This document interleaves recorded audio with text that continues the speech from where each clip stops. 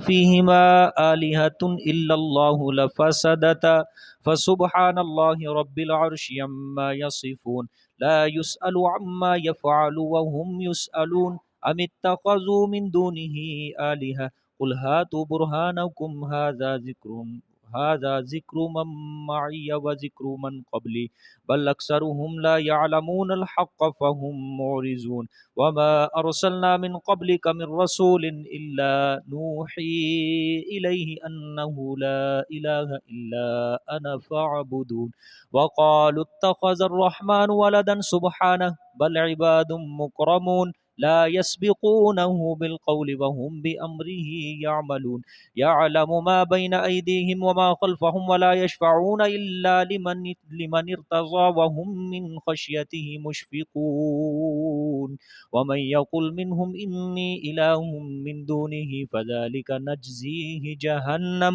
كذلك نجزي الظالمين أولم ير الذين كفروا أن السماوات والأرض كانتا رتقا ففتقناهما وجعلنا من الماء كل شيء حي أفلا يؤمنون وجعلنا في الأرض رواسي أن تميد بهم وجعلنا فيها فجاجا سبلا لعلهم يهتدون وجعلنا السماء سقفا محفوظا وهم عن آياتها معرضون وهو الذي خلق الليل والنهار والشمس والقمر كل في فلك يسبحون وما جعلنا لبشر من قبلك الخلد أفإن مت فهم الخالدون كل نفس ذائقة الموت ونبلوكم بالشر والخير فتنة وإلينا ترجعون صدق اللہ العظیم۔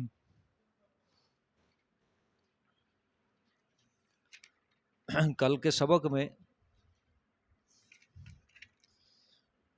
اللہ تعالیٰ نے مشرکین کے اوپر زجر شکوہ فرمایا، پھر مشرکین کے کچھ سوالوں کے جواب دیے، پھر آخر میں اللہ تعالیٰ نے فرمایا ہم نے آسمان اور زمین جو کچھ اس کے درمیان ہے ہم نے کھیل کرنے کے لیے پیدا نہیں فرمایا، بلکہ ہم نے یہ اس لیے پیدا فرمایا ہے تاکہ ان نشانیوں کو دیکھ کر، ان آسمانوں اور زمینوں کو دیکھ کر لوگ ہماری توحید کے دلائل پکڑیں اور حق کو قبول کریں۔ ہمارا ارادہ یہ ہے کہ ہم حق کو باطل پر مارتے ہیں، پھینکتے ہیں، پھر حق اس باطل کا بھیجا دماغ نکال دیتا ہے تو پھر وہ حق بھاگنے والا ہو جاتا ہے۔ لیکن پھر بھی اگر مشرکین نہ سمجھیں ان باتوں کو تو ہلاکت ہے ان کے لیے ان باتوں سے جو یہ گھڑتے ہیں، یعنی کفریہ شرکیہ کلمات جو اللہ کے متعلق یہ کہتے ہیں، ان باتوں کے اوپر ان کے لیے ہلاکت ہے۔ اب وَلَهُ مَنْ فِي السَّمَاوَاتِ وَالْأَرْضِ، یہاں سے اللہ تعالیٰ توحید کے اوپر دوسری عقلی دلیل بیان فرمائیں گے۔ تین عقلی دلائل ہیں، یہاں سے دوسری عقلی دلیل اللہ تعالیٰ بیان فرمائیں گے۔ وَلَهُ مَنْ فِي السَّمَاوَاتِ وَالْأَرْضِ، اور اسی کے لیے ہے جو کچھ آسمانوں میں ہے اور زمینوں میں ہے۔ جو کچھ آسمانوں میں ہے ملائکہ وغیرہ، اور زمینوں میں ہے انسان اور جنات وغیرہ، یہ مراد ہے۔ یہ من ہے، ما لفظ نہیں ہے یہاں پہ، ما چونکہ غیر ذوی العقول کے لیے آتا ہے، یہاں پہ من ہے۔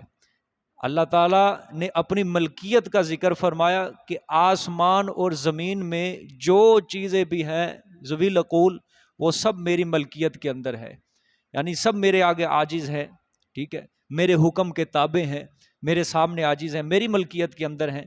وَمَنْ عِنْدَهُ لَا يَسْتَكْبِرُونَ عَنْ عِبَادَتِهِ، اور وہ جو اس کے ہاں ہے، یعنی وہ ملائکہ جو صرف اللہ کے ہاں ہوتے ہیں، اللہ ان کی اب ذکر کرے گا، ان کے حالات ذکر کرے گا کہ جو ملائکہ صرف اللہ کے ہاں ہیں، وَمَنْ عِنْدَهُ خاص طور پر، لا يستکبرون عن عبادتہ، نہیں وہ تکبر کرتے اس کی عبادت سے، نہیں وہ تکبر کرتے اس کی عبادت سے، ولا یستحسرون، اور نہ ہی وہ تھکتے ہیں، یسبحون اللیل والنہار، تسبیح پاکیاں بیان کرتے ہیں شب و روز اللہ کی، تسبیح بیان کرتے ہیں رات اور دن اللہ پاک کی، لا یفترون، سستی بھی نہیں کرتے وہ، کس سے؟ تسبیح کرنے سے، وہ اللہ تعالیٰ کی تسبیح کرنے سے وہ فرشتے سستی بھی نہیں کرتے۔ اللہ تعالیٰ نے فرمایا کہ جو خاص کر جو فرشتے اسی کے ہاں ہیں، اسی کے پاس ہوتے ہیں، اللہ تعالیٰ نے فرمایا ان کی عاجزی کا عالم یہ ہے کہ وہ اس کی عبادت کرنے سے بالکل بھی تکبر نہیں کرتے، بالکل بھی پیچھے نہیں ہٹتے، نہ ہی وہ تھکتے ہیں۔ رات دن ہر وقت اسی کی وہ تسبیح بیان کر رہے ہیں، اسی اللہ کی وہ حمد ثنائے کر رہے ہیں، اسی اللہ کے سامنے جھکے ہوئے ہیں، نہ وہ تسبیح بیان کرنے سے تھکتے ہیں، نہ وہ تسبیح بیان کرنے میں سستی کرتے ہیں۔ ٹھیک ہے، اللہ فرمانا چاہتے ہیں بھلا جو خدا کے سامنے اتنے عاجز ہیں، جو خدا کے سامنے اتنے بے کس ہیں، وہ کس طرح اس کی اجازت کے بغیر زبان شفاعت کھول سکتے ہیں؟ کس طرح وہ اس کی اجازت کے بغیر زبان شفاعت کھول سکتے ہیں؟ کس طرح وہ اس کی کائنات کے نظام میں دخل اندازی کر سکتے ہیں، جو اتنے عاجز اور اتنے بے کس ہیں اللہ کے، جو ہر وقت اللہ تعالیٰ کی ہر وقت حمد ثنائے کرنے ہیں، نہ سستی کرتے ہیں اور نہ ہی وہ تھکتے ہیں اللہ کی تسبیح بیان کرنے سے۔ آگے دیکھیں، زجر ہے پھر، اَمِتَّخَذُوا آلِهَةً مِّنَ الْأَرْضِ اَمِتَّخَذُوا آلِهَةً مِّنَ الْأَرْضِ هُمْ يُنشِرُونَ، کیا بنا لیے ہیں کئی الہ زمین سے، کیا بنا لیے ہیں انہوں نے کئی الہ زمین سے، ہم ینشرون، وہ زندہ کرتے ہیں۔ دیکھو غور سے دیکھو، فرشتوں کی الوہیت کی پہلے اللہ نے نفی بیان فرمائی ہے، فرشتوں کی الوہیت کی، ٹھیک ہے، کہ جو فرشتے اس کے ہاں ہیں وہ کیا ہیں، اس کے آگے عاجز ہیں، وہ الہ بننے کے کہاں لائق ہیں۔ پہلے اللہ تعالیٰ نے آسمانی معبودوں کی نفی کر دی، اب اللہ تعالیٰ نے زمینی معبودوں کی نفی کی ہے، ٹھیک ہے۔ پہلے اللہ نے علوی معبودوں کی، وہ جو اوپر انہوں نے الہ بنائے تھے، اوپر سمجھے تھے، ان کی نفی کی اللہ نے کہ فرشتے عاجز۔ اب اللہ نے سفلی یعنی زمین کے اوپر جو انہوں نے معبود بنائے تھے، ان کی کیا کی اللہ نے؟ نفی کی۔ اللہ نے فرمایا انہوں نے زمین کے اندر اللہ کے علاوہ الہ بنا لیے، کئی الہ، ہم ینشرون، کیا وہ زندہ کریں گے قیامت والے دن؟ کیا وہ لوگوں کو قبروں سے اٹھائیں گے؟ ٹھیک ہے، اللہ اکبر، یہ نفی فرما دی دونوں کی، یعنی معبود علوی معبود سفلی دونوں کی اللہ تعالیٰ نے کیا فرما دی ہے یہاں پہ؟ نفی بیان فرما دی ہے۔ آگے لو کان فیہما آلیۃ الا اللہ لفسدتا فسبحان اللہ رب العرش عما یصفون۔ دیکھیں جی آیت ذرا غور سے، اگر ہوتے ان دونوں میں یعنی زمین و آسمان میں آلیۃ کئی الہ، الا اللہ سوائے اللہ پاک کے، لفسدتا تو البتہ دونوں فاسد ہو جاتے، زمین اور آسمان کا نظام ہی درم برم ہو جاتا۔ ٹھیک ہے، غور کرو اس آیت کے اوپر، اللہ تعالیٰ نے فرمایا مذکورہ بالا دلائل سے ثابت ہو گیا اللہ کے علاوہ کوئی معبود نہیں، اللہ کے علاوہ کوئی مشکل کشا، کوئی حاجت روا نہیں۔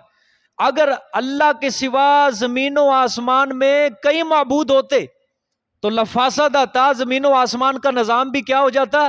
درم برم ہو جاتا۔ لیکن زمین و آسمان کا نظام درست ہے، غور کرنا خدا کے لیے توجہ، لیکن زمین و آسمان کا نظام کیا ہے؟ درست ہے۔ سورج اپنی پٹری پہ چل رہا ہے، کیوں بھائی چل رہا ہے نا؟ آج تک سورج اپنی پٹری سے اترا نہیں، چاند اپنی پٹری پہ چل رہا ہے، ستارے اپنی پٹری پہ چل رہے ہیں، رات دن کا نظام بالکل درست چل رہا ہے، پوری کائنات کا نظام بالکل درست چل رہا ہے۔ نتیجہ کیا نکلا؟ الہ صرف کیا ہے پھر؟ ایک ہے۔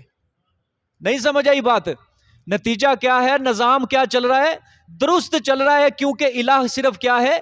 ایک ہے۔ اگر دو ہوتے الہ تو نظام کیا ہو جاتا؟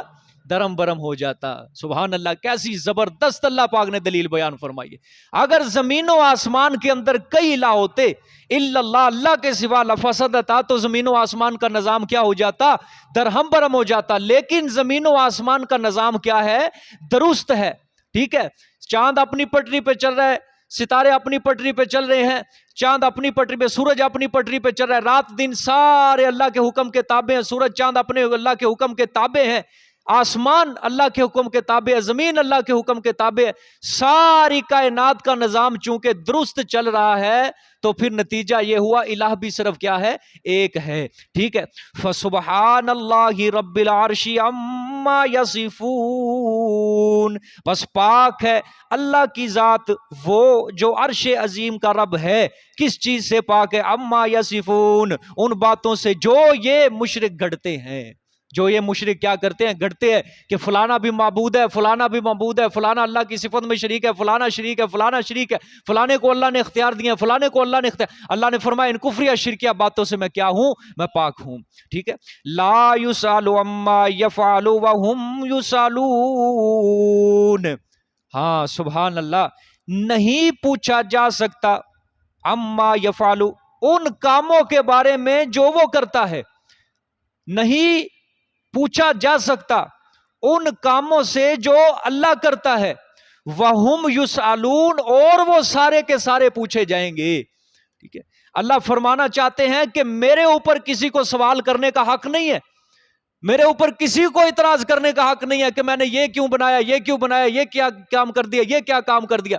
میرے اوپر انگلی اٹھانے کا کسی کو حق نہیں ہے، سوال کرنے کا، اعتراض کرنے کا کسی کو حق نہیں ہے۔ ہاں مجھے حق ہے جواب طلبی کا، میں سوال کر سکتا ہوں، میں اعتراض کر سکتا ہوں، مجھے پوچھنے کا حق ہے کہ بولو میں نے تمہارے لیے ایک کائنات بنائی تھی، تم نے کیا کیا ہے؟ بولو میں نے تمہیں یہ اتنا پیارا جسم دیا، اتنا پیارا دھڑ دیا، تم نے کیا کیا ہے؟ میں نے تمہیں اتنی پیاری آنکھیں دی، 2 آنکھیں دی، 1 نہیں دی، یہ آنکھوں کی بنائی تم نے کہاں پہ صرف کی ہے؟ میرے قرآن دیکھنے کے لیے، میرے قرآن کے الفاظ دیکھنے کے لیے، میرے قدرت کے نظارے دیکھنے کے لیے، یا ان کو بے حیائی کے اندر صرف کیا ہے تم نے؟ سمجھ آئیے؟ یہ میں نے کانوں کی سنوائی دی، کہاں پہ تم نے صرف کیا ہے؟ میرا قرآن سنا ہے، میرے پیغمبر کی حدیث سنی ہے، میرا مسئلہ توحید سنا، یا ان کانوں سے شرکیہ کفریہ کلمات سنے، یا ان کانوں سے تو نے میوزک سنا ہے، قوالیاں سنی ہے، کیا کیا ہے؟ اس زبان سے کیا کیا؟ کفر شرکیہ کلمات نکالے، یا میرے مسئلہ توحید کو بیان کیا؟ باطل کی آواز کو اونچا کیا یا حق کی صدا کو تو نے بلند کیا؟ بول اس زبان کو تو نے کہاں استعمال کیا؟ یہ سارے اللہ تعالیٰ سوال کرنے کے حقدار ہے، مخلوق سوال کرنے کے حقدار ہے ہی نہیں اللہ سے، سمجھے؟ جو اتنی عظمتوں والا مالک ہے، اتنی شان کا مالک ہے، تو پھر معبود بھی کیا ہوگا؟ وہی اللہ تعالیٰ ہی ہے، ٹھیک ہے۔ لا یسأل عما یفعل وہم یسألون، نہیں سوال کیا جاتا اس سے جو وہ کرتا ہے، وہم یسألون، اور وہ سوال کیے جائیں گے۔ اللہ اکبر۔ ام اتخذوا من دونہ آلہۃ قل ہاتوا برہانکم ھذا ذکر من معی وذکر من قبلی، کیا بنا لیا انہوں نے اس کے سوا کئی معبود؟ پھر وہی بات کا اعادہ اللہ نے فرمایا پچھلی بات کا، کیا بنا لیا انہوں نے اس اللہ کے سوا کئی معبود؟ قل ہاتوا برہانکم، فرما دو لے آؤ تم دلیل۔ یہ مطالبہ دلیل از مشرکین ہے، مشرکین سے دلیل مانگی جا رہی ہے کہ اگر تم کہتے ہو زمین و آسمان کے اندر اور بھی اللہ کے سوا الہ ہیں، اللہ نے فرمایا میرے پیغمبر ان مشرکین سے فرماؤ، ان کو کہو کہ لے کے آؤ کوئی دلیل اس بات کے اوپر، کوئی دلیل پیش کرو کہ میرے سوا اور بھی الہ ہے، ٹھیک ہے۔ قل ہاتوا برہانکم، لے آؤ تم دلیل، کس پر؟ اپنے دعوے پر کہ اللہ کے سوا اور بھی الہ ہے، اپنے اس دعوے کو سچا ثابت کر کے دکھاؤ کہ اللہ کے سوا اور بھی الہ ہے، ٹھیک ہے۔ ھذا ذکر من معی، یہ اس کا ترجمہ غور سے، یہ ھذا ذکر، یہ نصیحت سے مراد قرآن ہے، یہ قرآن من معی، ان لوگوں کی جو میرے ساتھ ہے، یہ کتاب ہے ان لوگوں کی جو میرے ساتھ ہیں، وذکر من قبلی، اور یہ کتاب ہے، یہ نصیحت ہے جو مجھ سے پہلے ہیں، ٹھیک ہے۔ غور سے اگر مانا کریں کتاب، ٹھیک ہے، تو پہلے کتاب سے مراد ہے، ذکر سے مراد ہے کتاب قرآن پاک۔ یہ جو دوسرا ہے وہ ذکر من قبلی، اور ذکر ہے جو مجھ سے پہلے کا، پھر تورات زبور انجیل سب میں داخل۔ اگر نصیحت مراد لیں گے تو پھر مسئلہ توحید ہے دونوں کے اندر، دونوں ذکر، پہلا ذکر دوسرا، پھر دونوں کے اندر کیا ہے؟ مسئلہ، دونوں معنی بالکل ٹھیک ہے، ٹھیک ہے۔ فرمانا اللہ کیا چاہتے ہیں؟ میرے پیغمبر ان کو فرما دو، ان سے بات کہہ دو کہ یہی جو بات ہے نا توحید والی، ان کی بھی ہے جو میرے ساتھ ہیں، اور ان کی بھی ہے جو مجھ سے پہلے لوگ گزر چکے ہیں، ان کی بھی یہی توحید والی بات تھی۔ جو اس قرآن کے اندر مسئلہ توحید لکھا ہوا ہے، یہی مسئلہ توحید جو تھا پہلی کتابوں کے اندر، تورات، زبور، انجیل کے اندر بھی تھا۔ قرآن، تورات، زبور، انجیل جو پہلے مصحف گزرے ہیں، جتنے بھی آسمانی مصحف تھے، ان سب کے اندر یہی مسئلہ توحید لکھا ہوا تھا۔ ٹھیک ہے، کوئی مختلف بات نہیں ہے۔ بل اکثرهم لا يعلمون الحق فهم معرضون، بلکہ ان کے اکثر نہیں جانتے حق کو، حق اور باطل میں تمیز نہیں کرتے، توحید کو قبول نہیں کرتے، شرک کوئی ظالم قبول کیے بیٹھے ہیں۔ فهم معرضون، پس وہ اعراض کرنے والے ہیں، منہ موڑنے والے ہیں۔ ٹھیک ہے، آگے دلیل نقلی اجمالی آ گئی ہے جی، سارے نبیوں سے دلیل نقلی ہے۔ سبحان اللہ۔ وما ارسلنا من قبلک من رسول الا نوحی الیہ انہ لا الہ الا انا فاعبدون، اور نہیں بھیجا ہم نے آپ سے پہلے، نہیں بھیجے ہم نے آپ سے پہلے کوئی رسول، الا نوحی الیہ، مگر ہم وحی کرتے رہے طرف ان کے، انہ لا الہ الا انا، کہ بے شک نہیں کوئی معبود، نہیں کوئی عبادت کے لائق، نہیں کوئی مشکل کشا حاجت روا، الا انا، مگر صرف میں، فاعبدون، پس تم میری ہی عبادتیں کرو۔ ٹھیک ہے، میرے پیغمبر ہم نے آپ سے پہلے جتنے بھی نبی بھیجے ان سب کی طرف ہم نے یہی وحی کیا، لا الہ الا اللہ، بس یہی 4 حرفی دعوت ان کی طرف وحی کی، لا الہ الا اللہ، میرے سوا کائنات میں کوئی معبود نہیں، کوئی مشکل کشا، کوئی حاجت روا نہیں، کوئی سجدے کے لائق نہیں، کوئی نظر نیاز کے لائق نہیں ہے میرے سوا۔ مطلب یہ کہ توحید جو ہے یہ تمام شریعتوں کا متفق علیہ مسئلہ ہے، توحید جو ہے یہ تمام نبیوں کا متفق علیہ مسئلہ ہے۔ لہٰذا آج جو توحید بیان کرے گا وہ کس کی روش کے اوپر چل رہا ہے؟ نبیوں کی روش کے اوپر، نبیوں کا کام کر رہا ہے وہ۔ سمجھ آ گئی ہے کہ نہیں؟ ہاں، باقی مسئلے بھی مسئلے ہیں، لیکن سب سے بڑا مسئلہ مسئلہ توحید ہے۔ جو اس مسئلے کی تبلیغ کر رہا ہے وہ انبیاء کا مشن لے کے چل رہا ہے آگے۔ بات سمجھ میں آ گئی؟ یہاں پہ ایک اور بات سمجھیں، اللہ تعالیٰ نے اس سورت کا نام بھی انبیاء رکھا ہے، سورت انبیاء۔ ٹھیک ہے، اور چونکہ یہ بھی آیت ہے، اللہ نے فرمایا کہ جتنے بھی نبی آئے تھے ہم نے ان کی طرف کیا وحی کی تھی؟ لا الہ الا، یعنی سارے نبی اس لا الہ الا اللہ والی دعوت کے اوپر متفق تھے۔ اللہ فرمانا چاہتے ہیں کہ جس مسئلے کے اوپر سارے نبی متفق ہوں، یا میں اس کو ایک مثال کے ذریعے سمجھانے لگا ہوں۔ آج کل جس طرح، بلکہ شروع سے ہی آج تک ہر معاشرے کے اندر، اور خاص کر جب سے مرزا قادیانی نے جنم لیا ہے، نبوت کا دعویٰ کیا، اس ملعون علیہ اللعنۃ الی یوم الدین، بے شمار اس کے اوپر لعنتیں ہوں اللہ کی طرف سے۔ ہمارے اسٹیجوں کے اوپر آپ دیکھو، پاکستان ہے، ہندوستان ہے، جب ختم نبوت کا مسئلہ اٹھتا ہے، قادیانیوں کی طرف سے جب کوئی حملہ ہوتا ہے تو ایک سٹیج ہوتا ہے، اس سٹیج کے اوپر سارے مسلک کے علماء اکٹھے ہو جاتے ہیں، ہوتے ہیں نا، دیوبندی بھی، بریلوی بھی، اہل حدیث بھی، حتیٰ کہ شیعہ بھی، چاروں مسلک کے علماء کیا ہو جاتے ہیں؟ اکٹھے ہو جاتے ہیں۔ عوام یہ بات سوچنے کے اوپر مجبور ہو جاتی ہے، اللہ اکبر، آگے پیچھے لڑائیاں، اور اس مسئلے کے اوپر سب اکٹھے۔ عوام حیران ہو جاتی ہے کہ جس مسئلے کے اوپر سارے علماء اکٹھے ہو گئے ہیں نا، یہ مسئلہ واقعتاً بڑا اہم مسئلہ ہے۔ سمجھ آئیے؟ اللہ اس صورت کے اندر فرمانا چاہتے ہیں کہ جس مسئلے کے اوپر سارے نبی اکٹھے ہوں وہ مسئلہ کتنا اہم ہوگا۔ وہ نہیں سمجھے، اور پیچھے والے کوئی نہیں سمجھے۔ عوام کہتی ہے کہ جس مسئلے کے اوپر سارے علماء اکٹھے ہو گئے، لگتا ہے مسئلہ بڑا اہم ہے۔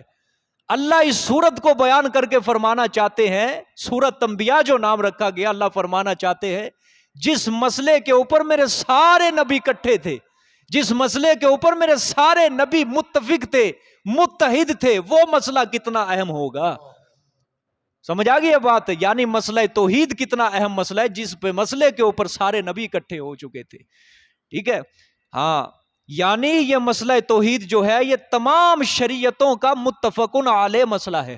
الیاذ باللہ، میں نے کوئی مسئلہ یہ ختم نبوت کی تحقیر بیان نہیں کی، صرف ایک مثال کے ذریعے سمجھایا ہے، مثال کے ذریعے، وگرنہ توحید کے بعد جو سب سے بڑا مسئلہ ہے وہ ختم نبوت والا مسئلہ ہے۔ سمجھ آئیے؟ انشاءاللہ اس کا ایک الگ موضوع میں رکھوں گا فجر کے بعد، یہ قادیانی جس طرح ہماری یونیورسٹیوں کے اندر، کالجوں کے اندر ہمارے نوجوانوں کے دماغ خراب کر رہے ہیں نا، آج بڑا مسئلہ خراب کر رہے ہیں. اور یہ بھی آپ کو پتا ہے کہ یہ ہمارے کالجوں میں، یونیورسٹی، اسکول میں قرآن کی تعلیم کو ضروری قرار دیا جا رہا ہے. خدا کے لیے ٹھیک ہے، اچھی بات ہے، لیکن اس کے پیچھے بہت بڑا ہاتھ ہے. آپ کو پتا ہے ہمارے پاکستان میں کلیدی عہدوں کے اوپر کون بیٹھے ہیں زیادہ؟ شیعہ، قادیانی. ٹھیک ہے، سنی کوئی بھی نہیں، اگر ہے ایک دکا وہ اس کو مار دیا جاتا ہے، بٹھا دیا جاتا ہے. سب سے زیادہ فوج کے اندر، وکیلوں کے اندر، ججوں کے اندر ہے ہی قادیانی شیعہ ہے. بڑی سوچ ان کی کام کر گئی ہے، بڑی سوچ کام کہ انہوں نے اپنی اوپرلی پوسٹوں کے اوپر، عہدوں کے اوپر اپنوں کو بٹھا دیے. چل بھائی ہم کیا کر سکتے ہیں وہاں، جب حکومت ہی ان کی ہے، سب کچھ ان کا ہے، ہم کیا کریں گے وہاں؟ صرف ممبر کے اوپر فضائل بیان ہی کر سکتے ہیں ہم، حق نہیں بیان ہوتا، پھر فضائل ہی بیان کر سکتے ہیں ہم. یہ کام کرو گے 20 نیکیاں، یہ کام کرو گے 30 نیکیاں، یہ کام فلاں فلاں، بس مسائل بیان کر سکتے ہیں، فضائل عقائد نہیں کبھی بیان کر سکتے، حق کبھی نہیں بیان کر سکتے. قرآن پاک پہلے تو چلو بے حیائی عام کی گئی تھی نا یونیورسٹی کالجوں کے اندر، لیکن اب ہمارے ایمان کے اوپر حملہ کیا جائے گا. قرآن کی تعلیم کو عام کیا گیا، اب قادیانی شیعہ اپنے علماء کو لا تعداد دھڑلے سے بھیجیں گے، جاؤ بھئی ان نوجوانوں کو قرآن کی تعلیم دو اور اپنے معنی مفہوم کے ساتھ ان کو سمجھاؤ. شیعہ سمجھائیں گے یہ قرآن پاک اصل قرآن نہیں ہے. قادیانی ختم نبوت کے معنی کو بگاڑ بگاڑ کے قرآن سے ثابت کریں گے آپ صلی اللہ علیہ وسلم آخری نبی نہیں ہے، آپ صلی اللہ علیہ وسلم آخری نبی. ہم پہلے تو چلو اعمال کے اوپر چوٹ تھی، اب ایمان کے اوپر چوٹ ہوگی، ایمان کے اوپر. اور اپنی نسلوں کا خدا کے لیے فکر کر لینا، اپنی نسلوں کا فکر کر لینا. یہ نہ ہو کل قیامت والے دن تم ایمان والی صف میں کھڑے ہو اور تمہاری نسلیں آنے والی وہ دوسری طرف کھڑے ہو. اب یہ آپ کے ذمہ، اپنے ہاتھ کے اندر ہے آپ کا یہ سارا، کہ ہمیں اپنی نسلوں کو کیا بنانا ہے خدا کے لیے. اس بات کے اوپر ذرا غور و فکر کرنا. اپنے بچوں کو خدا کے لیے، اگر کسی کا کوئی نوجوان بیٹا ہے، خدا کے لیے اس درس کے اندر لے کر آئے، وہ اس کو سمجھائے، اس کو سمجھ آئے قرآن پاک کی صحیح مفہوم کی، صحیح معنی کی. جو اہل سنت والجماعت ہمارے تمام مفسرین قرآن کی جس تفسیر کے اوپر متفق تھے، ان کے سامنے وہ تصویر پیش کی جا سکے اس قرآن پاک کی. نہ گمراہ کروا لینا ان کو، نہ گمراہ کروا لینا. یہ بہت بڑی سازشیں ہیں. یہ انگریز جب سے نکلا ہے یہ یوں ہی نہیں نکلا، اس زمین کو چھوڑ کے اپنا گند، اپنی غلاظت پوری چھوڑ کے نکلا ہے یہاں سے. ابھی تک اس کا گند جہاں سے نکلا ہے ابھی ختم نہیں ہوا، بلکہ بڑھتا جا رہا ہے، بڑھتا جا رہا ہے، آئے دن بڑھتا جا رہا ہے، ختم نہیں ہے. اپنے ایمان کی فکر کر لینا، اپنی آنے والی نسلوں کی فکر کر لینا. خدا کے لیے یہ فیصلہ آپ کے اوپر ہے کہ کیا کرنا ہے. ہم نے اپنی اولاد کو کدھر لے کے جانا ہے، کدھر نہیں لے کے جانا. کچھ نہیں رکھا ڈگریوں کے اندر، ٹھیک ہے، حاصل کرواؤ ڈگریاں، انجینئر بناؤ، ڈاکٹر، جو مرضی بناؤ، لیکن ان کو ایمان ان کے دلوں سے نہ نکالنا، نہ نکالنا ان کے دلوں سے ایمان. سمجھ آ گیا کہ نہیں بات؟ ان کے دلوں سے بالکل ایمان کی دولت سے ان کے دلوں کو بنجر نہ کر لینا، خالی نہ کر لینا. ٹھیک ہے، یہ اپنی اولاد کے بارے میں یہ ضرور فکر کرنی ہے آپ نے، وگرنہ قیامت والے دن اس کا سوال ہو سکتا ہے. ہر بندہ یہی لے کے بیٹھا ہے، میرا بیٹا فلاں بن جائے، میرا بیٹا فلاں. پیسہ پیسہ پیسہ مار کے رکھ دیا اس دنیا نے، دولت نے، پیسہ پیسہ کر کے. لیکن ایمان کے بارے میں کون سوچتا ہے کہ میرا بچہ 5 وقت کا نمازی بن جائے، میرے بچے کی زبان سے اللہ کا کلمہ حق بلند ہو، میرے بیٹے کی زبان سے اللہ کا قرآن جاری ہو، قرآن سمجھانے والی. یہی سوچ کس کی ہے؟ پتہ ہے مجھے پیسے نہیں ملنے، پتہ ہے مجھے نہیں ملنا کچھ بھی. خدا کی قسم، میں خدا کی قسم اٹھا کے کہتا ہوں، تم ان کو مالدار بناؤ گے نا، کل کو تم اگلی زندگی میں ڈرو گے. جب بڑھاپے کی حالت میں جاؤ گے تم ڈرو گے کہیں یہ ہم سے ناراض نہ ہو جائیں، ناراض ہو جائیں گے، ہمیں گھر سے نکال دیں گے، ہمارا کوئی ٹھکانہ نہیں ہوگا. اگر تم اپنی اولاد کو دیندار بنا دو گے تو اولاد ڈرے گی کہ میرے ماں باپ مجھ سے ناراض نہ ہو جائیں. ان کو دیندار بناؤ، ان کو ایمان والا بناؤ خدا کے لیے. اللہ اکبر. خیر، یہ مسئلہ توحید تمام شریعتوں کا متفقہ مسئلہ ہے. آگے پھر وَقَالُ اتَّخَذَ الرَّحْمَنُ وَلَدًا سُبْحَانَهُ بَلْ عِبَادٌ مُّكْرَمُونَ. یہ شکوہ ہے. پھر آگے اس شکوے کے 6 جواب اللہ نے دیا. اور کہا انہوں نے بنا لیا رحمان نے بیٹا، ولدن بیٹا. ٹھیک، یہ شکوہ اللہ تعالیٰ کے، اللہ نے فرمایا کہ تمام نبی جتنے بھی تھے وہ مسئلہ توحید کو خوب واضح کرتے رہے، لیکن اس کے باوجود مشرکین نے خود ساختہ کارساز بنا لیے، اللہ کا بیٹا تجویز کرنے لگے، اللہ کا قائم مقام نائب طلب کرنے لگے، تجویز کرنے لگے. ٹھیک ہے، اب اللہ نے 6 جواب دیے ہیں۔ پہلا جواب سبحانہ، پاک ہے وہ ذات، ٹھیک ہے، اللہ کی ذات بلند و بالا ہے، ٹھیک ہے، اس کی عاجز اور بے بس مخلوق کوئی طاقت نہیں رکھتی کہ کوئی اس کا بیٹا بن جائے، کوئی اس کا نائب بن جائے۔ اللہ کی ذات بیٹا بنانے سے، نائب بنانے سے کیا ہے؟ پاک ہے۔ دوسرا بل عباد مکرمون، بلکہ وہ تو بندے ہیں عزت کیے ہوئے، ٹھیک ہے، یعنی وہ سب اللہ کے مقرب بندے ہیں، ٹھیک ہے، معزز بندے ہیں، ٹھیک ہے، اللہ تعالیٰ نے ان کو عزت اور کرامت بخشی ہے، وہ اللہ کے بندے ہیں، الیاذ باللہ اللہ کی اولاد نہیں ہیں، اللہ کے کیا ہیں؟ بندے ہیں، اللہ کی اولاد نہیں ہے، اللہ کے نائب نہیں ہیں، اللہ کے قائم مقام نہیں ہے وہ۔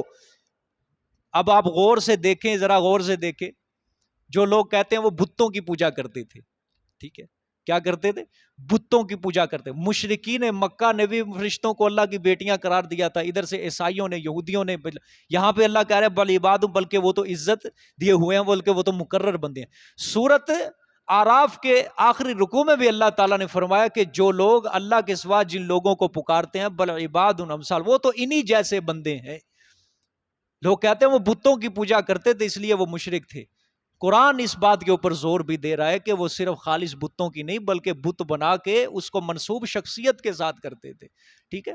آگے 2 جواب ہو گئے، تیسرا جواب لا یسبقونہ بالقول، نہیں وہ سبقت کرتے اس سے بالقول، ساتھ بات کرنے میں، بلکہ اسی کے حکم کے منتظر رہتے ہیں، ٹھیک ہے، لا یسبقونہ۔ تیسرا جواب ہے وہ ہر وقت اللہ کے سامنے لرزاں اور ترساں رہتے ہیں، ٹھیک ہے۔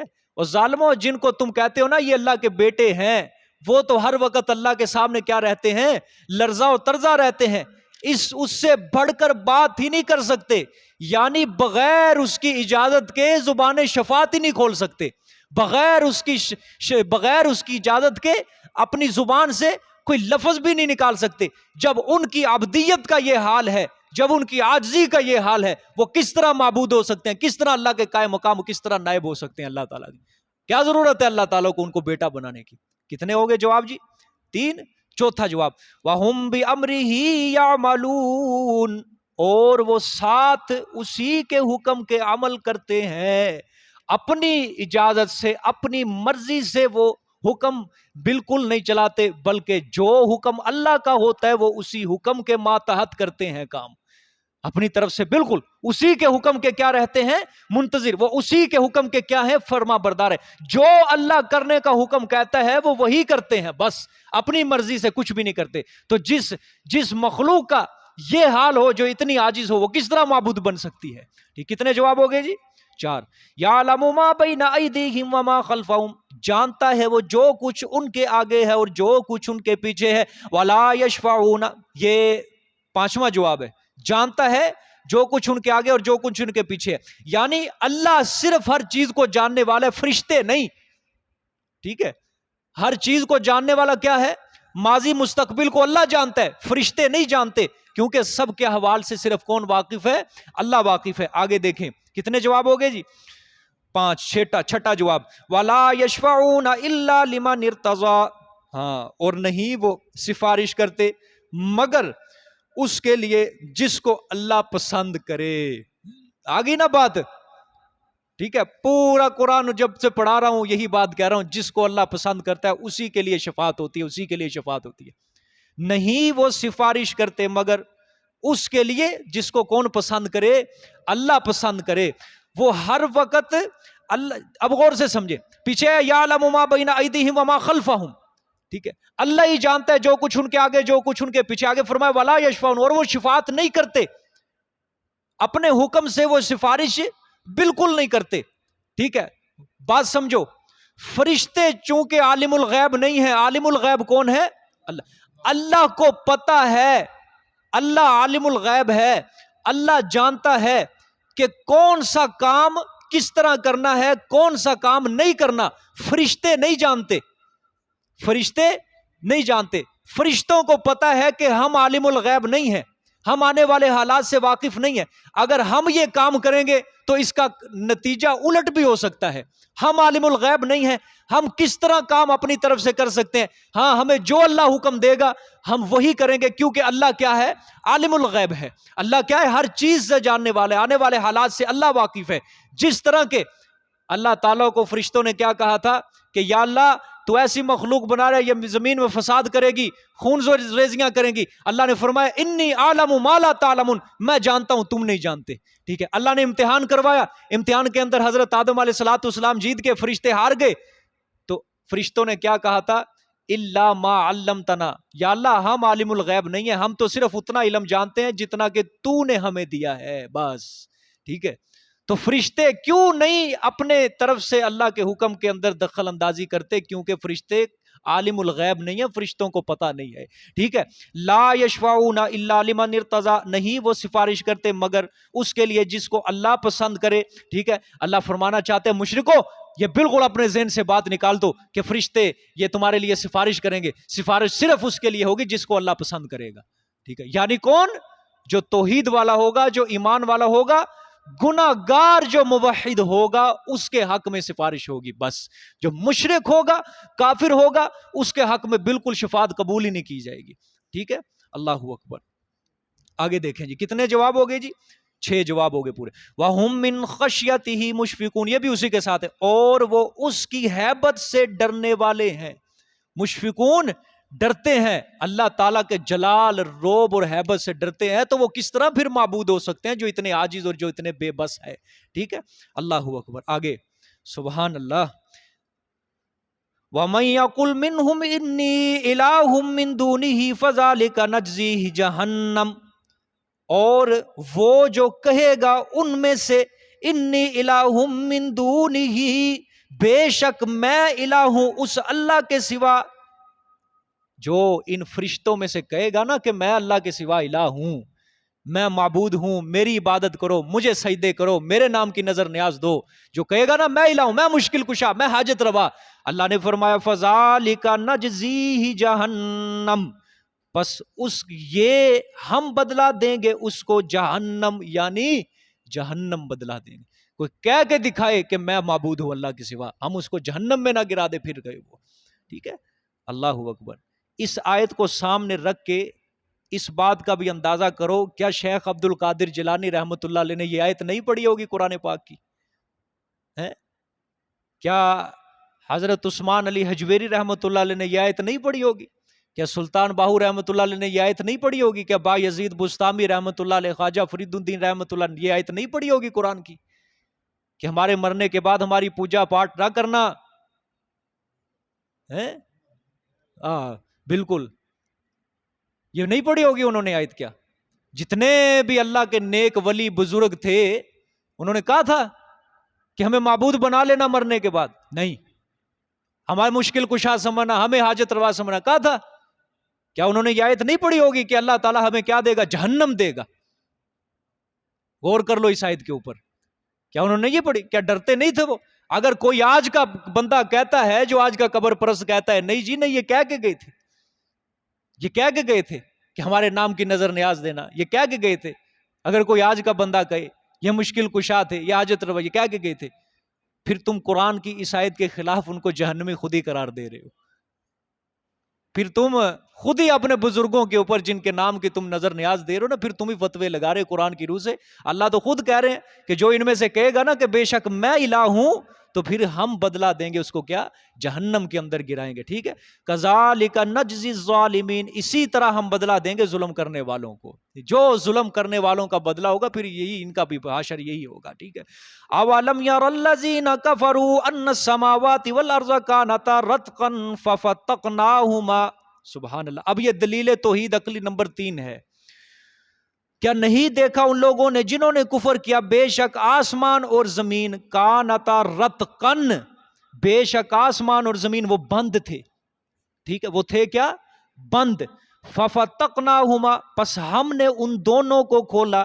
وجعلنا من الماء کل شیء حی, اور بنایا ہم نے پانی سے ہر چیز کو جاندار, زندہ. ہر چیز کو ہم نے پانی کے ذریعے کیا کر دی؟ زندگی بخش دی. یعنی صرف نباتات کی زندگی پانی کے اوپر منحصر نہیں، حیوانات کی زندگی بھی کس کے اوپر منحصر ہے؟ پانی کے اوپر منحصر. کوئی چیز پانی کے بغیر زندہ رہ ہی نہیں سکتی. ٹھیک ہے، دیکھیں آگے نا بات، کل شیء حی، اس پانی کے ذریعے ہم نے ہر چیز کو کیا کیا؟ جاندار کیا. اللہ نے فرمایا کیا انہوں نے چشم بصیرت سے نہیں دیکھا کہ زمین و آسمان کانتا رتقن، وہ دونوں بند تھے، ملے ہوئے تھے. دو تفسیریں کروں گا اس آیت کی. رتقن دونوں کیا تھے؟ بند تھے، یعنی آسمان اور زمین دونوں ملے ہوئے تھے. ٹھیک ہے، ففتقناہما، ہم نے ان دونوں کے منہ کو کھول دیا. آسمان اوپر، زمین اوپر، نیچے. جب منہ کو کھولا، اوپر سے برسا پانی. جب پانی برسا آسمان سے، وہ گیا زمین کے اندر. زمین نے اپنے نباتات کو کیا کیا؟ اگایا، پودوں کو اگایا، سبزہ اگایا، غلہ اگایا، اناج اگایا. ٹھیک ہے، اور صرف اناج ہی نہیں بلکہ جانداروں کو بھی کیا دی؟ زندگی بخشی، انسانوں کو زندگی بخشی. ٹھیک ہے، اسی طرح آپ غور کریں، جب وہ پانی زمین کے اندر جاتا ہے، گیلی مٹی جو ہوتی ہے نا، گیلی مٹی، حشرات الارض جو کیڑے مکوڑے ہیں، کس سے پیدا ہوتے ہیں؟ گیلی مٹی سے پیدا ہوتے ہیں. تو جانتے ہیں یہ کس کو کہتے ہیں؟ گڈوا جس کو کہتے ہیں. ٹھیک ہے، یہ گیلی مٹی میں رہتا ہے، مٹی کے اندر ہی پیدا ہو جاتا ہے. ٹھیک ہے، اور یہ ایسی چیز ہے کہ مٹی کے اندر تک رہتا ہے، اندر تک. آپ مٹی کھودتے جائیں، کھودتے، اندر سے آپ کو یہ نکلتے ہوئے نظر آئیں گے. ٹھیک ہے کہ نہیں؟ اب وہی چیز ہے کہ بارش کا قطرہ جاتا ہے زمین کے اوپر، زمین گیلی ہوتی ہے، تو پھر یہ اندر سے حشرات الارض بھی کیا ہوتے ہیں؟ پیدا ہونا شروع ہو جاتے ہیں. ٹھیک ہے، یعنی حیوانات کی زندگی بھی پانی کے اوپر منحصر، اور نباتات کی زندگی بھی پانی کے اوپر منحصر ہے. اللہ پانی نہ اتارے، ہر چیز مردہ ہو جائے، ہر چیز مردہ ہو جائے. ٹھیک ہے، ایک تفسیر تو یہ ہے کہ پہلے زمین و آسمان کیا تھے؟ بند تھے، پھر اللہ نے ان کے منہ کو کھولا. ٹھیک ہے، لیکن ایک اور مفسر ہے، یہ تفسیر جو ہے اکثریت مفسرین کی اسی کی طرف ہے کہ پہلے زمین و آسمان بند تھے، پھر اللہ نے ان کے منہ کو کھولا، یعنی زمین کو الگ کیا، آسمان کو الگ. ایک مفسر ابو مسلم اصفہانی رحمۃ اللہ علیہ وہ فرماتے ہیں یہ رتقن جو ہے نا، رتقن کہ پہلے ان کے تھے وہ دونوں بند، اس سے مراد یہ ہے کہ پہلے آسمان اور زمین ہے ہی نہیں تھے، معدوم تھے، پھر اللہ نے ان کو موجود کیا. پہلے آسمان نہیں تھے، زمین نہیں تھی، اللہ تعالیٰ نے ان کو پھر وجود بخشا. جس طرح پہلے ہم نہیں تھے، معدوم تھے، اللہ نے ہم کو وجود بخشا، اسی طرح آسمان اور زمین نہیں تھے، اللہ تعالیٰ نے آسمان اور زمین کو یہ جسم بخشا، وجود بخشا ہے. ٹھیک ہے، اللہ اکبر. آگے دیکھیں، افلا یؤمنون، آیا پس نہیں ایمان لائیں گے یہ؟ یعنی ان نشانیوں کے اندر یہ غور و فکر نہیں کرتے کہ ہماری اس کرشمہ سازی کے اندر کوئی ہمارا شریک نہیں ہے، ایسا کام کوئی کر ہی نہیں سکتا، تو پھر یہ کیوں ہماری ذات اور صفات کے اندر دوسروں کو شریک کر رہے ہیں. ٹھیک ہے، آگے وَجَعَلْنَا فِي الْأَرْضِ رَوَاسِيَ أَن تَمِيدَ بِهِمْ وَجَعَلْنَا فِيهَا فِجَاجًا سُبُلًا لَعَلَّهُمْ يَهْتَدُونَ، اور بنائے ہم نے زمین میں پہاڑ. اللہ اکبر. کیوں بنائے؟ أَن تَمِيدَ بِهِمْ، کہ وہ زمین حرکت نہ کرے ساتھ تمہارے. ٹھیک ہے، اگر زمین حرکت کرنے لگ جاتی، ادھر جھولے ملنے تھے ہر کسی کو، کوئی کام ہی نہ کر سکتا، ٹک کے کوئی سو نہ سکتا، ٹک کے کوئی سکون حاصل نہ کر سکتا، کوئی معاشی ضرورت بھی حاصل نہ کر سکتا. لیکن اللہ نے پہاڑوں کو کیوں بنایا؟ میخیں بنا دیا تاکہ زمین ایک جگہ کیا رہے؟ ٹکی رہے. ٹھیک ہے، آگے صرف یہی نہیں، وَجَعَلْنَا فِيهَا فِجَاجًا سُبُلًا، اور بنایا ہم نے اس زمین میں کشادہ راہیں. ٹھیک ہے، زمین اور پہاڑ دونوں مراد ہیں. پہاڑوں میں بھی اللہ نے کشادہ راہیں بنائی ہیں، زمین میں بھی اللہ نے کشادہ راہیں بنائی ہیں. ٹھیک ہے، جو پہاڑی سفر ہوتا تھا پرانے دور کے اندر، وہ کس طرح ایک پہاڑ ہے دوسرے پہاڑ کے درمیان کیا ہوتی ہے؟ وادی ہوتی ہے. ٹھیک ہے، وہاں سے گزرگاہ ہوتی ہے، یہ کشادہ راہ ہوتی ہے وہ. اسی طرح زمین کے اندر اللہ تعالیٰ نے کشادہ رستے بنائے ہیں، جنگلات کے اندر، ہموار زمین کے اندر اللہ نے رستے بنائے ہوئے ہیں سارے. کیوں بنائے؟ لعلہم یہتدون، تاکہ وہ ان راہوں کے ذریعے، یہتدون پہنچ جائیں منزل مقصود تک. ٹھیک ہے، اللہ نے فرمایا صرف ہم نے زمین بنائی نہیں ہے، ہموار زمین نہیں بنا دی، صرف میدان ہی میدان، چٹیل میدان کر دیا، بلکہ ہم نے رستے بنائے ہیں تاکہ وہ اپنی منزل مقصود تک پہنچے، اپنی معاشی ضروریات کو پورا کر سکے. وہ ایک شہر سے دوسرے شہر کا اللہ نے نشانیاں بیان کر دی، یہ فلانا شہر ہے، فلانا، پوری نشانیاں اللہ تعالیٰ نے رکھی ہوئی ہیں. ٹھیک ہے، اپنی معاشی ضروریات کو پورا کر سکے. وَجَعَلْنَا السَّمَاءَ سَقْفًا مَحْفُوظًا، اور بنایا ہم نے آسمان کو محفوظ چھت. سبحان اللہ، محفوظ چھت، کس سے؟ گرنے سے، ٹوٹنے سے، خراب ہونے سے اور شیاطین سے۔ پیچھے آیا تھا نا سورۃ رعد کے اندر غالباً کہ شیاطین کی آسمان تک رسائی نہیں ہوتی، ٹھیک ہے؟ ٹوٹنے سے، گرنے سے، باوجود ستون نہ ہونے کے، یہ بھی ساتھ لگا لو، باوجود ستون نہ ہونے کے، گرنے سے بھی، ٹوٹنے سے، خراب ہونے سے، شیاطین سے، ہم نے آسمان کو کیا کر دیا؟ محفوظ کر دیا۔ ہاں، انسان جب بلڈنگ بناتا ہے کتنے سال تک چلتا ہے لینٹر؟ ٹھیک ہے، 20 سال، 25 سال، 30 سال، پھر کہتا ہے اب کمزور ہو چکا ہے، پھر گراؤ اس کو، دوبارہ سریا ڈالو، دوبارہ لینٹر ڈالو، دوبارہ بناؤ بلڈنگ۔ لیکن یہ دیکھو کتنے ہزار سال آسمان ہو گئے کھڑا ہو، کبھی ٹوٹا، کبھی گرا، کبھی خراب ہوا، کچھ بھی نہیں ہوا، محفوظ بنایا اللہ تعالیٰ نے آسمان کو، ٹھیک ہے؟ آگے سبحان اللہ، وَهُمْ عَنْ آيَاتِهَا مُعْرِضُونَ، اور وہ اس نمونے آسمان کے، عن آیاتها، اس نمونے، ویسے تو اس کا آیاتها کا مطلب نشانی، کہ اس نشانی، لیکن میں معنی کر رہا ہوں نمونہ، اس نمونے سے مورزون، اراض کرنے والے ہیں، یعنی آسمان میں وہ غور و فکر کر ہی نہیں رہے، آسمان کے اندر وہ غور و فکر کر ہی نہیں رہے تاکہ میری قدرت کے دلائل ان کے سامنے آئے، لیکن ظالم کیا کر رہے ہیں؟ منہ موڑ رہے ہیں، ٹھیک ہے؟ آگے وَهُوَ الَّذِي خَلَقَ اللَّيْلَ وَالنَّهَارَ وَالشَّمْسَ وَالْقَمَرَ كُلٌّ فِي فَلَكٍ يَسْبَحُونَ، وہی وہ ذات پاک ہے جس نے پیدا کیا رات کو اور دن کو اور سورج کو اور چاند کو، ٹھیک ہے؟ رات کو پیدا کیا، کیوں پیدا کیا؟ تاکہ سکون حاصل ہو، دن کو پیدا کیا تاکہ معاشی ضروریات کو پورا کر سکے، سورج دن کی نشانی، چاند رات کی نشانی، ٹھیک ہے؟ کل فی فلک یسبحون، اور ہر ایک بیچ اپنے دائرے کے تیر رہے ہیں، ٹھیک ہے کہ نہیں؟ اپنے دائرے کے کیا کر رہے ہیں؟ اپنے فلک، اپنے دائرے میں کیا کر رہے ہیں؟ تیر رہے ہیں۔ سورج اپنے دائرے میں تیر رہا ہے، چاند اپنے دائرے میں تیر رہا ہے، رات دن سب کچھ ایک پٹری کے اوپر چل رہے ہیں، سبحان اللہ۔ کبھی یہ نظام آگے پیچھے نہیں ہوا، کبھی یہ نظام دھرم برم نہیں ہے، سب کچھ اپنی جگہ کے اوپر کیا ہے؟ ٹکا ہوا ہے۔ یہ اللہ اس انسان کو بھی پھٹکار ڈال رہے ہیں ساتھ ساتھ، حقیقت میں دیکھا جائے نا، انسان کو بھی پھٹکار پڑ رہی ہے کہ ظالم دیکھ، اتنی اتنی بڑے چیزیں میرے حکم کے تابع ہیں، اور تو ہی ایک ظالم بنا ہوا ہے زمین کے اوپر جو میرا حکم نہیں مان رہا، تو ہی ایک ظالم ہے جو مجھے چھوڑ کے دوسروں کو پکار رہے، تو ہی ایک ظالم بنا ہوا ہے جو اپنی زبان سے کفریہ شرکیہ کلمات نہیں، تو ہی ایک ظالم بنا ہوا ہے جو کہتا ہے اللہ میری نہیں سنتا، ان کی نہیں موڑتا، میری ان کے آگے، ان کی اللہ کے آگے، تو ہی یہ ظالم ہے جو اپنی زبان سے بکواسات کر رہا ہے۔ یہ ساری کی ساری، یہ ساتھ ساتھ انسان کو بھی پھٹکار پڑتی ہے، ٹھیک ہے کہ نہیں؟ کہ ساری چیزیں کیا ہے؟ میرے حکم کے تابع ہیں، لیکن انسان کی باری آتی ہے، اللہ کہتے ہیں انسان نہ شکرا ہے۔ جب انسان کی باری آتی ہے اللہ وہاں کیا کہتے ہیں؟ یہ ساری چیزیں میں نے کس کے لیے بنائی؟ یہ انسان کے لیے بنائی۔ آخر میں اللہ کہہ دیتے ہیں ان الانسان کفورا، بے شک انسان ہے ہی نہ شکرا، ان الانسان لربہ لکنود، بے شک انسان اپنے رب کا ہے ہی نہ شکرا، ٹھیک؟ اور جب دوسری چیزوں کی باری آتے، کائنات کی چیزوں کی، اللہ کہتے ہیں یہ سارے میرے حکم کے تابع ہیں، یہ سارے میرے حکم پہ چل رہے ہیں، یہ سارے ایک پٹری پہ چل رہے ہیں، لیکن انسان جو ہے یہ میری نہیں مانتا، یہ میری نہیں مانتا۔ اللہ اکبر۔ اب دیکھیں جی آگے، یہ مشرکین کے اوپر زجر بھی ہوگا، اور کل ایک سوال گزرا تھا، 3 سوالوں میں سے تیسرا سوال گزرا تھا ایک، وَقَانُوا خالدین، کہ مشرکین، دیکھیں آیت سمجھ لیں، یہ ترجمہ کر لیں پھر میں آیت سمجھاتا ہوں۔ وَمَا جَعَلْنَا لِبَشَرٍ مِّن قَبْلِكَ الْخُلْدَ، اور نہیں کیا ہم نے واسطے کسی بشر کے، نبی ہو یا غیر نبی آپ سے پہلے، خلد ہمیشہ زندہ رہنے والا، سدا زندہ رہنے والا، ٹھیک ہے؟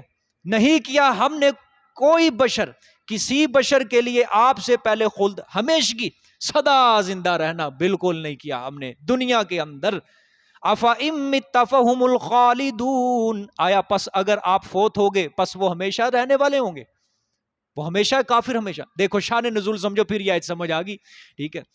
کفار جو تھے وہ کہتے تھے کہ ہم محمد صلی اللہ علیہ وآلہ وسلم کے حادثہ موت کا انتظار کر رہے ہیں، ٹھیک ہے؟ کفار کہتے تھے کہ یہ جو ساری دھوم دھام ہے نا، شور شرابہ جو توحید کا ہو رہا ہے رات دن، یہ سارا اس کے دم سے ہے، اس کے سانس سے ہے۔ جب یہ اس کی موت آ گئی، سانس ختم ہو گئے، یہ دھوم دھام بھی کیا ہو جائے گی؟ ختم ہو جائے، بس ہم اس کی موت کا انتظار کرتے ہیں۔ سمجھے گیا؟ موت کا انتظار کرتے ہیں، جب یہ ختم ہو جائے گا اس کا دین بھی ختم، سب کچھ ختم، اسلام ختم، بس یہ ساری دھوم دھام اس کے دم سے ہے، سانس سے ہے، ٹھیک ہے؟ یہ کفار مشرکین یہ کہا کرتے تھے بس موت آ گئی، موت کا انتظار، گویا کفار آپ صلی اللہ علیہ وسلم کی موت کا انتظار کر رہے تھے، خوشیاں منا رہے تھے، ٹھیک ہے؟ اللہ تعالیٰ نے یہ آیت اتار دی، اللہ نے فرمایا میرے پیغمبر آپ سے پہلے ہم نے کسی بشر کے لیے، اچھا بشر کا لفظ آیا اور بشر کا لفظ آ گیا، نبی غیر نبی کوئی بھی ہو اس کے لیے ہمیشگی ہے ہی نہیں تھی، ٹھیک ہے؟ اچھا یہ آپ کی موت کا انتظار کر رہے ہیں، ٹھیک ہے؟ محمد صلی اللہ علیہ وسلم فوت ہو گئے تو پھر کیا ہو جائے گا، اس کا دین بھی ختم، تو میرے پیغمبر ان سے ذرا یہ پوچھو افا ام مت فهم الخالد، اگر آپ فوت ہو گئے یہ کافر کیا ہمیشہ زندہ رہیں گے؟ یہ بھی مر جائیں گے، سمجھ آئیے کہ نہیں؟ یہ بھی مر جائیں گے، یہ بھی دنیا چھوڑ کے چلے جائیں، ہاں آپ کا دین ہم زندہ رکھیں گے، یہ ہمارا وعدہ ہے آپ کا، ان کے نام و نشان مٹا کے رکھ دیں گے ہم، لیکن آپ کے شاگردوں آپ کے مریدوں کے ذریعے ہم اس دین کو، ہم اسلام کو پورے عرب میں کیا روم اور فارس کے ایرانوں کے اندر بھی ہم چمکا کے رکھ دیں گے ان کے اندر، اور اللہ تعالیٰ نے چمکایا کہ نہیں؟ ہاں سارے پہنچ گئے، پوری دنیا کے اندر اسلام پہنچ چکا ہے، پوری دنیا میں محمد صلی اللہ علیہ وسلم کا دین پھیل چکا ہے، اور کفار کے آج نام و نشان ہی مٹ گئے، ان کا کوئی نام بھی لیتا ہے اور حقارت کی نظر سے لیتا ہے، لیکن جن لوگوں نے محمد صلی اللہ علیہ وسلم کے دین کو چمکایا آج ہم ان کو رضی اللہ عنہم کے لقب سے یاد کرتے ہیں، آج ہم ان کو رحمت اللہ علیہ کے لقب سے یاد کرتے ہیں، وہ اپنے نام کو بھی چمکا کے چلے گئے، محمد صلی اللہ علیہ وسلم کے دین کو جنہوں نے پوری دنیا میں پہنچایا ہے، سمجھ آئیے؟ لیکن کفار مٹ گئے آپ۔ اور دوسری بات اس میں یہ بھی دیکھیں کہ جو کہتے ہیں حضرت خضر علیہ السلام زندہ ہیں ابھی تک ہیں، حضرت الیاس علیہ السلام زندہ ہیں، خضر علیہ السلام زندہ ہیں، یہ آیت پڑھو اب تمہیں خود ہی پتہ چل جائے گا، حضرت خضر حضور صلی اللہ علیہ وسلم کے بعد تھے یا پہلے تھے؟ پہلے تھے حضرت الیاس علیہ السلام، اور یہ آیت پڑھو ذرا، وما جعلنا لبشر من قبلک الخلد، کیا کہو گے؟ آپ سے پہلے کسی بشر کو ہے ہی نہیں تھی ہمیشگی، گویا حضرت خضر، اور کئی مفسرین نے اس آیت کو سہارا بنایا اپنی دلیل کہ حضرت خضر علیہ السلام بھی کیا ہو گئے ہیں؟ وفات پا چکے ہیں، ٹھیک ہے؟ یہ دو دلیلیں ہو گئی اب تک میری، ایک دلیل سورۃ آل عمران کے اندر بھی تھی، اور کہ آپ سے اللہ تعالیٰ نے سارے نبیوں سے وعدہ لیا تھا کہ اگر میرا پیغمبر تمہاری زندگی میں آ جائے تو تم اس کی مدد کرو گے، تم اس کے اوپر ایمان ضرور لاؤ گے، سارے نبیوں نے مل کر اللہ کے آگے یہ عہد کیا تھا، یا اللہ اگر تیرا نبی ہماری زندگیوں میں آ گیا آخری، ہم ضرور اس کی مدد کریں گے، ہم ضرور اس کے اوپر ایمان لائیں گے، پھر اللہ تعالیٰ نے یہ عہد لے کے پھر نبوت دی تھی سب نبیوں کو، ٹھیک ہے؟ اگر حضرت خضر علیہ السلام زندہ ہوتے تو اس آیت کی روح سے، سورۃ آل عمران کی آیت کی روح سے حضرت خضر علیہ السلام آتے آپ صلی اللہ علیہ وسلم کے پاس، کسی مجلس میں آتے، کسی جنگ میں شریک ہوتے، لیکن پورا ذخیرہ حدیث اٹھا کے دیکھ لو تمہیں کہیں پتہ نہیں چلے گا کہ حضرت خضر کی آپ صلی اللہ علیہ وسلم سے ملاقات ہوئی یا نہیں ہوئی، کہیں نہیں پتہ چل۔ ہاں بعد کے اندر لوگوں نے بڑی چیزیں مشہور کی، حضرت خضر فلانے ولی کی خدمت میں آئے، فلانے ولی کی خدمت میں آئے، فلانے کے پاس آئے، بعد میں بڑی چیزیں مشہور کر دی، ٹھیک ہے؟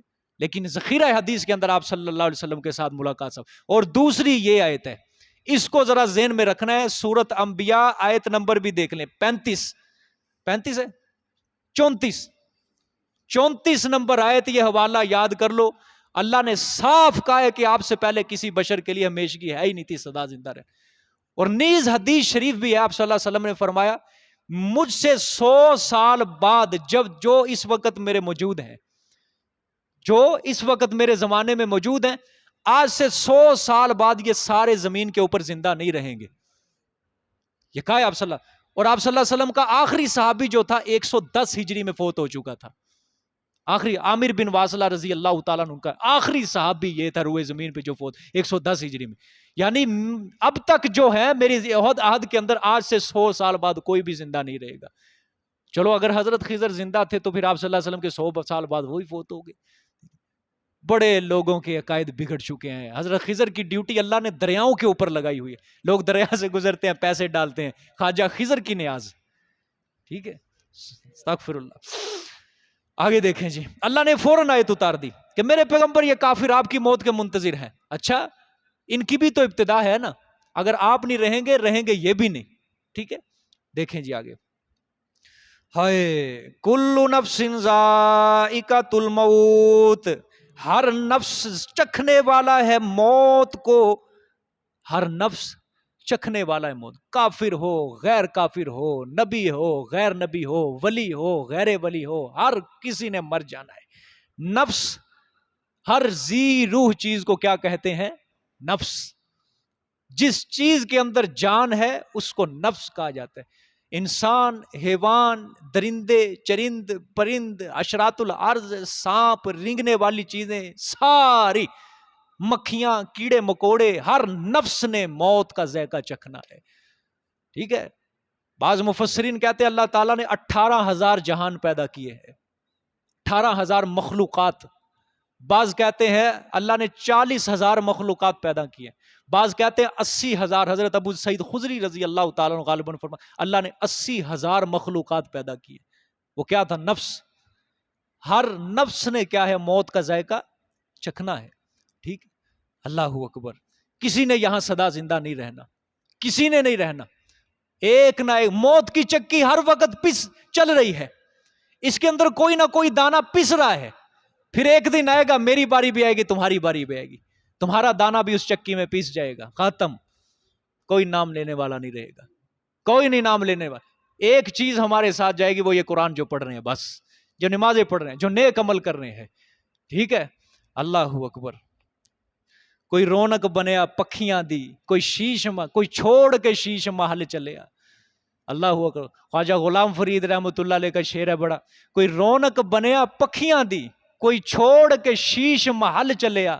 کوئی پلیا ناز تے نخریاں وچ، کوئی ریت گرم تے تھل چلیا. کوئی بھول گیا مقصد آوندا، کوئی کر کے مقصد حل چلیا. اتھے ہر کوئی فرید مسافر ہے، کوئی اج چلیا کوئی کل چلیا. یہاں ہر کوئی مسافر ہے. کوئی بھول گیا مقصد آوندا. ٹھیک ہے. انسان آیا دنیا میں، بھول گئے مقصد کس لیے. کوئی کر کے مقصد حل چلیا، کسی نے مقصد حل کر لیا اپنانے کا. اتھے ہر کوئی فرید مسافر ہے، کوئی اج چلیا کوئی کل چلے. میاں محمد بخش رحمت اللہ علیہ کا بھی ایسے ہی شعر ہے. اے دنیا ایک مسافر خانہ، کوئی آوے کوئی جاوے، کس دی جرت محمد بخشا، اتھے پکے ڈیرے لاوے. کوئی نہیں ہے سدا رہنے والا یہاں پہ، کوئی نہیں آنے والا. الحی القیوم، یہ صفت صرف میرے رب کی ہے. بس ہمیشہ زندہ رہنے والی ذات صرف اللہ تعالیٰ کی ہے، صرف اللہ تعالیٰ کی ہے. یاد رکھنا. سمجھ آئیے. علامہ اقبال نے بھی کہا ہے، اس سراب رنگ بو کو گلستان سمجھا ہے تو، آہ اے ناداں کفس کو آشیاں سمجھا ہے تو. کفس کو آشیاں سمجھا ہے. کفس روح جسم، اس کو تو نے ہمیشہ کے لیے سمجھ لیا، یہ گھونسلہ ہے تیرے لیے. بس ختم. تیرے اوپر نادان، اے ناداں تیرے اوپر افسوس ہے، بہت افسوس ہے کہ تو نے سمجھ لیا میں ہمیشہ زندگی کے اندر، میں ہمیشہ اس زندگی میں رہنے والا ہوں. کچھ نہیں ہے، ختم ہو جانا ہے. موت کی چکی ہر وقت کیا ہو رہی ہے؟ چل رہی ہے، چل رہی ہے. اس کے اندر کوئی نہ کوئی دانہ پس رہا ہے روزانہ. ہر وقت، دن ہو رات ہو، ہر لمحہ، ہر گھنٹے میں، ہر سیکنڈ کے اندر کوئی نہ کوئی دانہ پستا جا رہا ہے. ایک دن میری اور آپ کی باری بھی آ جائے گی اس دانے میں. لیکن اللہ سے دعا ہے اللہ ایمان کے اوپر ہمیں موت عطا فرمائے، عقیدہ توحید کے اوپر ہم سب کو موت عطا فرمائے. لیکن انشاءاللہ العزیز جو میری کلاس کا جو بھی طالب علم ہے، مرنے کے بعد اس کو فکر مند ہونے کی کوئی ضرورت نہیں ہے. انشاءاللہ عقیدہ توحید والا جوہرات، جواہرات جس کی قیمت بھی ادا نہیں کر سکتے، سونا چاندی بھی اس عقیدے کی قیمت نہیں ادا کر سکے، وہ اپنی قبر کے اندر عقیدہ توحید لے کے جائے گا. اور انشاءاللہ جو چھوٹے موٹے اس سے گناہ ہو گئے، وہ ہم ہر جمعے کی اذان کے اندر، نماز کے اندر اس کے لیے دعا کرتے ہیں. ہر دعا کے اندر ہم ان کو یاد رکھتے ہیں. ہر سپارے کے آخر میں، ہر سورت کے آخر میں ہم دعا کرتے ہیں، یا اللہ ہمارے مقتدیوں کی قبر کو جنت کے باغوں میں سے باغ. تمہیں پریشان ہونے کی ضرورت نہیں ہے. انشاءاللہ جب سے یہ مسجد رہے گی، جب سے یہ مسجد رہے گی، انشاءاللہ قیامت تک آپ کے لیے دعائیں ہوتی جائیں گی. انشاءاللہ پریشان ہونے کی کسی کو ضرورت ہی نہیں ہے. سمجھ آئیے کہ نہیں؟ آگے دیکھیں. ہائے ہائے. وَنَبْلُوكُمْ بِالشَّرِّ وَالْخَيْرِ فِتْنَةً. اور دیکھتے ہیں، وَنَبْلُوكُمْ، اور ہم دیکھتے ہیں تم کو ساتھ شر کے اور خیر کے، فتنةً آزما کر. ٹھیک ہے. اللہ نے فرمایا. اچھا فتنہ، شر اور خیر. شر سے مراد بھائی، شر سے مراد ہے افلاس، تنگ دستی، بیماری، مصیبت، یہ شر. اور خیر سے مراد یہ صحت، عافیت، عزت، مال، دولت، پیسہ. اللہ نے فرمایا دونوں چیزوں کے ذریعے آزماتے ہیں. تمہاری شکر گزار، تمہاری ناشکری، اس کا ہم امتحان لیتے ہیں، صبر کا اور شکر کا ہم کیا لیتے ہیں؟ امتحان لیتے ہیں۔ دیکھتا ہوں عزت دیتا ہوں، مال دیتا ہوں، پیسہ دیتا ہوں، شکر گزاری کرتا ہے یا نہیں کرتا؟ مصیبت دیتا ہوں، تنگ دستی دیتا ہوں، دیکھتے ہیں صبر کرتا ہے یا نہیں کرتا۔ اسی طرح ہم کیا کرتے ہیں؟ آزماتے ہیں۔ لیکن یہ دنیا دار الامتحان ہے اور آخرت دار الجزا ہے، آخرت میں تم سب کو جزا دوں گا۔ کیوں؟ وَإِلَيْنَا تُرْجَعُونَ۔ ہر نفس نے کیا چکھنا ہے؟ موت کا ذائقہ۔ ہم تمہیں کیا کرتے ہیں؟ آزماتے ہیں۔ کس کے ذریعے؟ خیر کے ذریعے، شر کے ذریعے۔ موت سے تم کبھی بھاگ نہیں سکتے۔ اللہ قرآن میں فرماتا ہے، کل میرے پیغمبر فرما دو، ان الموت الذی تفرون منہ، بے شک موت جس سے تم بھاگ رہے ہو، انہ ملاقیکم، بے شک وہ تمہیں ملنے والی ہے۔ کیا ہے؟ ملنے والی ہے۔ جس موت سے تم بھاگ رہے ہو وہ موت تمہیں ملنے والی ہے، اور جب مل جائے گی ثم تردون الی عالم الغیب والشہادہ، پھر موت کے بعد تم لوٹائے جاؤ گے عالم الغیب والشہادت کی ذات کی طرف، فینبئکم بما کنتم تعملون، پھر وہ تمہیں خبر دے گا جو دنیا کے اندر تم عمل کرتے رہے۔ گناہ کیا، نیکی کی، اچھائی کی، برائی کی، جائز کیا، ناجائز کیا، حلال کیا، حرام کیا، حلال کھایا، حرام کھایا، ساری باتوں کا تمہیں وہ کیا دے دے گا؟ خبر دے دے گا، ظالم تو یہ کر کے آئے دنیا کے اندر۔ ٹھیک ہے؟ تیاری کرو خدا کے لیے، تیاری کرو۔ ہاں، اسی لیے جب دنیا کے اندر ہم تمہیں آزماتے ہیں، جب دنیا کے اندر ہم تمہیں آزماتے ہیں خیر اور شر کے ذریعے، تو پھر تم اس دنیا کی زندگی کی فکر چھوڑو، آخرت کی زندگی کی فکر کرو تم۔ اور یہ فکر کس طرح پیدا ہوگی؟ نیک اعمال کے ذریعے، گناہوں کو چھوڑ کے، امر بالمعروف نہیں عن المنکر کے ذریعے، سمجھے؟ وَإِلَيْنَا تُرْجَعُونَ، اور طرف ہمارے ہی تم لوٹ آئے جاؤ گے۔ ٹھیک ہے؟ جب تمہارا لوٹنا ہی ہماری طرف ہے تو پھر ہمارے لیے تیاری کرو، ہم سے ملاقات کے لیے تیاری کرو۔ اگر ہماری نظر رحمت چاہتے ہو، ہمارے اعمال، ہمارے احکامات کے اوپر عمل کر لو۔ اگر ہمارے غضب چاہتے ہو تو پھر ہم سے دنیا میں دور ہو جاؤ، آخرت میں پھر تم میرے غضب کے حقدار ہوگے۔ اگر میری رحمت کے حقدار بننا چاہتے ہو تو قرآن پڑھو، اس کو سمجھو، اس کے اوپر عمل کرو۔ جزاک اللہ جی، حاضری دے دیں جی سارے۔